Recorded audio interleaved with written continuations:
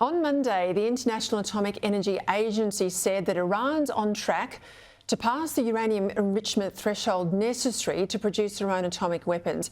Now, this is a very dangerous and concerning prospect.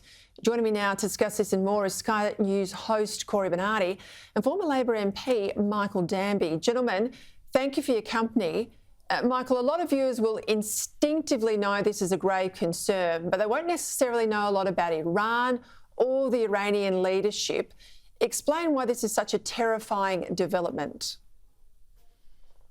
Well, the Iranian leadership is threatening to use nukes and on countries around the region, Saudi Arabia, Israel. They also, via their International Revolutionary Guards, threaten Yemen, Syria, Iraq.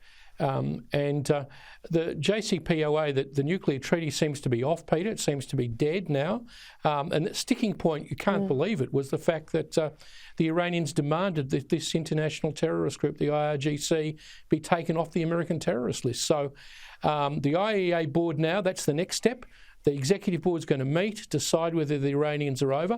They've got one of the few UN officials, Grossi, who seems to know his job, and he may recommend to the UN Security Council that Iran is no longer in compliance with its international obligations. Yes, I hear you on the UN Security Council, but Cory, the worry there is the veto power of China and Russia in particular. Are we likely to see them support a resolution out of the Security Council? Well, this is going to be very interesting, actually, Peter, because, of course, Russia and China have both been marginalised by the West, who actually don't like Iran. And I think we have to go back to think Iran is a state sponsor of terrorism. It had huge sanctions against it because of this nuclear issue until Barack Obama relieved them, sent them plane loads of money, thinking that they were going to do the right thing.